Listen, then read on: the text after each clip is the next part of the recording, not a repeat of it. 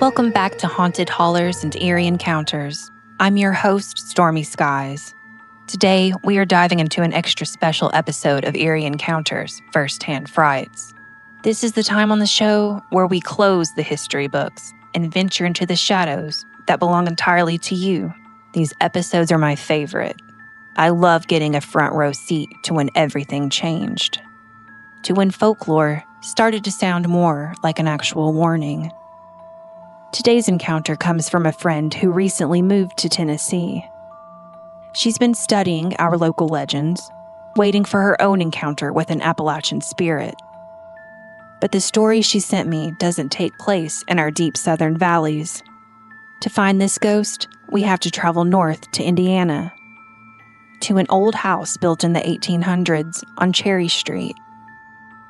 It's a story of childhood innocence, a vivid dream, a forgotten concrete slab in a backyard, and a toy that refused to stay turned off. In her own words, here is her story.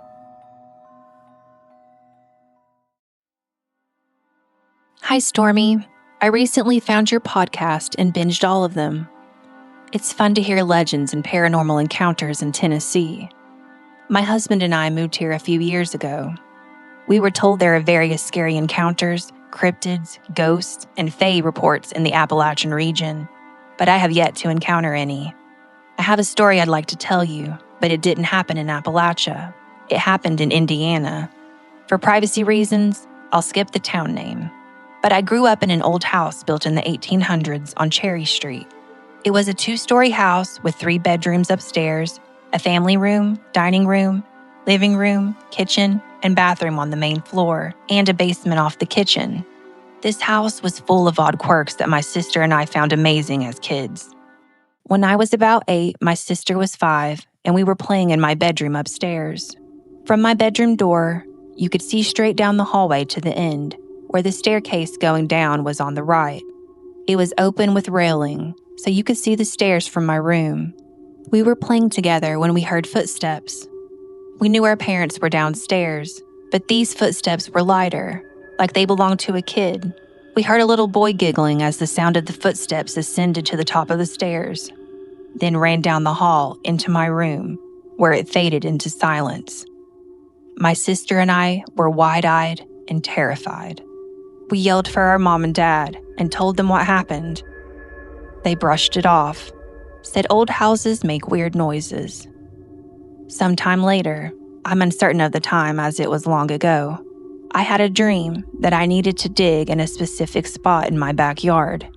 I remember only that I had this intense feeling that I needed to dig there. The backyard of this house was fenced in, and there was an odd strip that was about 5 feet wide that ran behind the garage before connecting with the back corner of our property. It was largely overgrown. It had some random tires and what I thought of as junk as a kid. The next morning, I told my sister immediately about the dream. I got out my little plastic toy shovel and we began digging in the exact spot I remember dreaming about. We clawed at the clay when my plastic shovel was no longer effective, until we found a rock.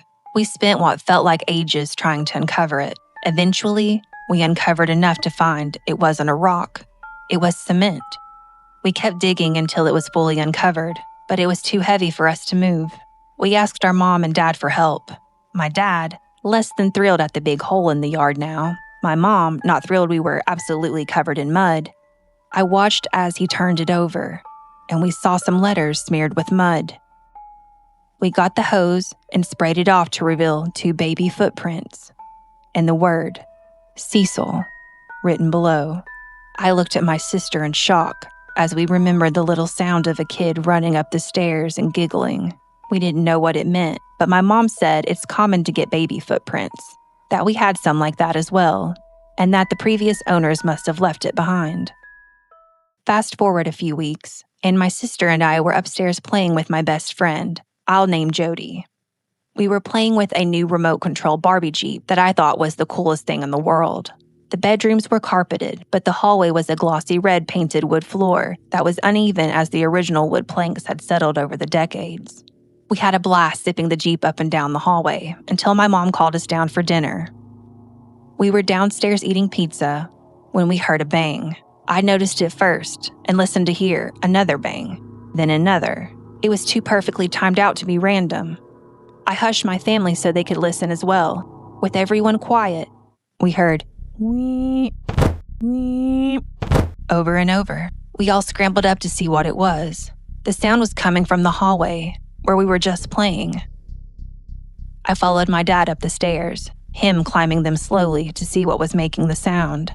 All of us sit on the stairs, baffled as we watched my Barbie Jeep back up, go forward, and bang into the stair railing. It did this over and over while we watched. I was frozen in place with fear. I remember asking my dad how it was doing that, and he said we must have left the remote control upside down or pushed up against something. I will never forget that icy cold feeling I got when I looked over and saw where I'd placed the controller, untouched, face up, a few feet away. I pointed to it, and my dad had a genuine look of fear. The entire time, this Jeep is continuously backing up, hitting the wall, driving forward, hitting the railing. My dad looked around, went up the rest of the stairs, grabbed it, and turned it off. He looked at my mom with a confused, "What the heck was that?" face.